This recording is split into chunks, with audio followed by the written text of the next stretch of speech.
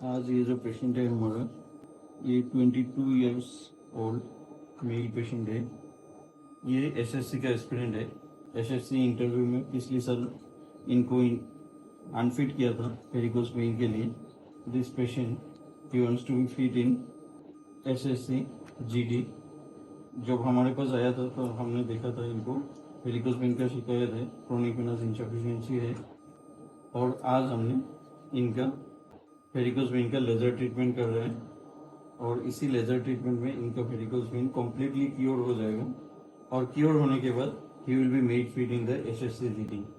क्योंकि जो हम लेजर ट्रीटमेंट करते हैं, ये ट्रीटमेंट करने के बाद पेशेंट को कोई फिजिकल रेस्ट्रिक्शन या कोई कमी नहीं रहती है, और वो जीडी, डिफेंस फोर्सेस और एसएससी जैसे सीआरपीएफ, सेंट्रल पैरामिलिट्री फोर्स, ये सब में क्या होता है कि जब एक जवान बहुत देर खड़े होके काम करते हैं या ड्यूटी करते हैं, तो इनको बाद में धीरे धीरे दिक्कत आना शुरू हो जाती है। इसीलिए SSC GD that is CAPF के लिए जो इंटरव्यू है, मेडिकल टेस्ट होती है, और डिफेंस आर्मी पर्सनल या पुलिस पर्सनल के लिए जो टेस्ट होती है, इसलिए वेरिकोज वेन को माना गया कि ये एक कॉज ऑफ अनफिट का एक कारण है। सर्जरी के बाद भी ये कभी कम्प्लीटली ठीक नहीं होते है। अगर आप ओपन सर्जरी करो तो सर्जरी के बाद कम्प्लीटली एब्लेट नहीं होते है। आपका जो प्रॉब्लम है क्रोनिक वेनस इनसफिशिएंसी का, वो बीच बीच में स्टिच और स्ट्राइपिंग करने के बाद भी दोबारा होने का चांसेस रहता है। तो जब आप एसएससी या डिफेंस या पुलिस पर्सनल के इंटरव्यू के लिए जाएंगे, अगर आपने ओपन सर्जरी करके भी जाओगे तब भी चांसेस है कि आपको मेडिकल जो रिक्रूटिंग मेडिकल ऑफिसर है वो आपको अनफिट कर सकता है या अनफिट कर दे, क्योंकि ओपन सर्जरी में कभी ये 100% ठीक नहीं होता है। बट ये जो हम लेजर ट्रीटमेंट करते हैं एंडोवेनसली, इसमें कंप्लीट क्योर हो जाती है। सिर्फ हम एक बार पेशेंट को करने के बाद 1-1.5 महीने में एक बार रिव्यू करते हैं कि कोई रेसिडुअल या रिकरेंस कुछ है तो नहीं। अगर है तो उसी टाइम हम उसको ट्रीट भी कर देते हैं। और इसीलिए this laser treatment is one of the best treatment for the SSC GD और आर्मी डिफेंस पर्सन या पुलिस पर्सनल के लिए। क्योंकि ये जो अंदर पे जो क्रोनिक वेनस इनसफिशिएंसी या वेरिकोज वेन का जो शिकायत है, ये लेजर ट्रीटमेंट में कम्प्लीटली ठीक हो जाती है। ये why it is unfit this disease of the varicose vein or chronic venous insufficiency is a cause of unfit for the SSC DD, that is the CAPF, Centrally Armed Police Forces, or the Police Forces, CRPF, BSF, Assam Rifles, or the Army, Navy or Air Force में। क्योंकि जो problem ये है, जिसका जो मैं हमेशा बोलता रहता हूँ कि इसमें खाल में प्रॉब्लम रहता है, ब्लड ऊपर की तरफ जाते नहीं है, फिर से वापस आता है। तो जिसका भी ये प्रॉब्लम है वो एक बार शुरू हो जाता है तो ये बढ़ते ही जाएगा।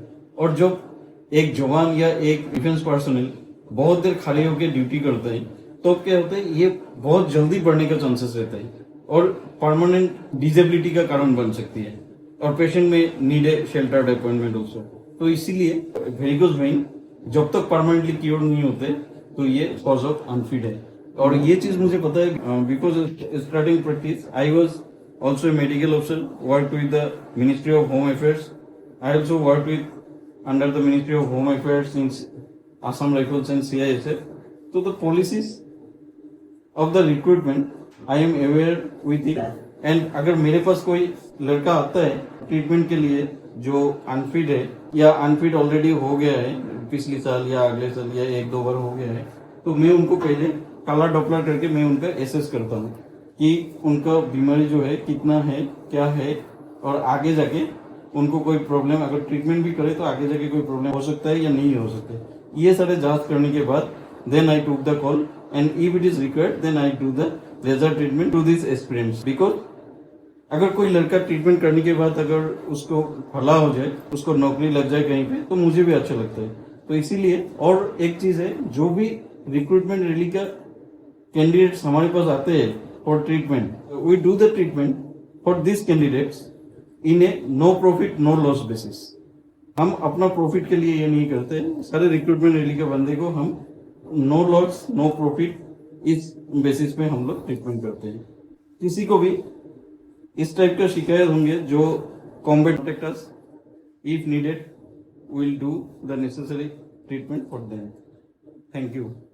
You can see we are doing the hydro dissection. हम लोग अभी हाइड्रो डिसेक्शन कर रहे हैं। इस पेशेंट को बिफोर द लेजर पेरीवेनस एनेस्थीसिया का दो वजह होती है। एक होता है shooting effect and anaesthesia so that patient should not get pain at the time of laser. Another function of this perivenous anesthesia, when we do the laser, the adjacent tissues should not get injured by the laser. फिर से मैं perivenous anesthesia दे रहा हूँ, आप देख सकते हैं। It's complete now. Perivenous anesthesia. अभी आप देख रहे हो, मैं लेजर कर रहा हूँ।